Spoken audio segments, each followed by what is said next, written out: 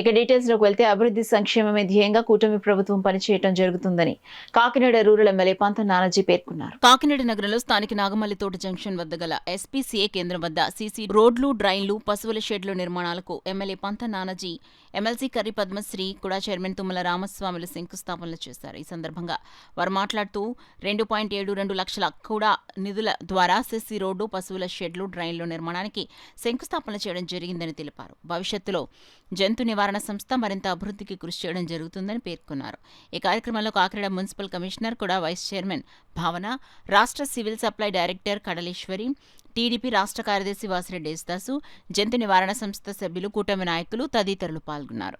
ఈ రోజు ఇక్కడి నుంచి మళ్ళీ లోపలికి మోసుకోవడానికి మెన్ పవర్ ఈ రోజుల్లో చాలా కష్టమైపోతా ఉంది.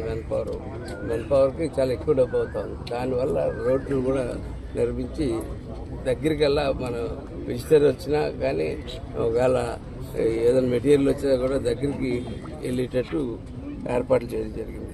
మెయిన్ శుభ్రత, ఇక్కడ కావాల్సింది శుభ్రత. దానికి తగిన స్టాఫ్ని ఆమె ఇస్తానని చెప్పారు కమిషనర్ గారు. చాలా కృతజ్ఞత దానికి. అలాగే ప్రధానంగా నేను ఇందులో డ్రైన్స్ ఇంక్లూడ్ అయ్యలేదో నాకు ఐడియా లేదు. డ్రైన్ ఇంక్లూడ్ అయితే మటుకు డ్రైన్స్ చాలా మంచిది. డ్రైన్ లేకపోతే డ్రైన్ ఇంక్లూడ్ అవ్వాల్సిన అవసరం ఉంది. అట్లాగే దీన్ని ఎప్పటికప్పుడు క్లీన్ చేయడానికి ప్రతిదానికి కూడా స్టాఫ్ ఇస్తానందుకు చాలా సంతోషిస్తూ ఉన్నాను. గోసేవ చేసుకోవడం అన్నది అందరికీ పుణ్యం.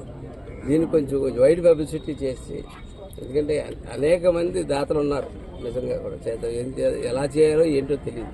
అది ఎలా చేయాలి ఏంటి అన్నది మనం కూడా మీ ద్వారా, మీడియా ద్వారా, డ్రైన్స్ కానీ, ఫ్లోర్ కానీ, షెడ్స్ రెనోవేట్ చేయడం కానీ, రెండు షెడ్స్ కొత్తగా కూడా పెట్టడం కానీ, అన్ని పని మనం కూడా నుంచి under the leadership of collector గారు అది నుంచి అప్రూవల్ చేయడం జరిగింది.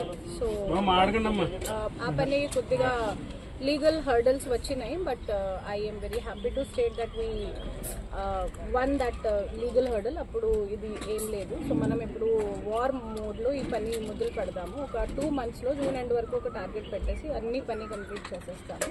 ఇక్కడ చాలా స్టెబిలిటీగా వస్తుంది. తర్వాత ఫాడర్ కానీ అన్నీ, నేను శానిటేషన్ స్టాఫ్ కూడా ఇక్కడ పెంచుతాను. ఒక ఫుల్ ఫ్లెడ్జెడ్గా పర్మనెంట్ సిస్టమ్ కానీ చూసి అదే ఇక్కడ మొదలు పెడతాము.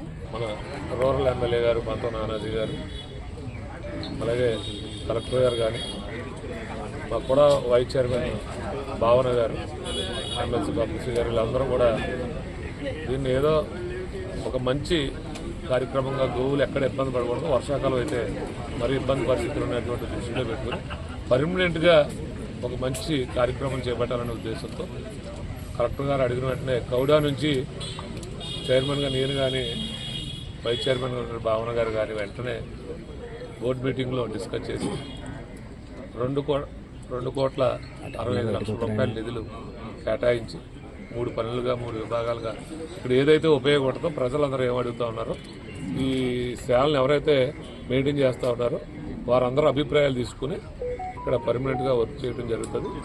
నానాజీ గారి ఆధ్వర్యంలో త్వరలోనే దీన్ని మళ్ళీ ఇనాగ్రేట్ చేసుకుంటామని ఈ సందర్భంగా తెలియజేస్తాం.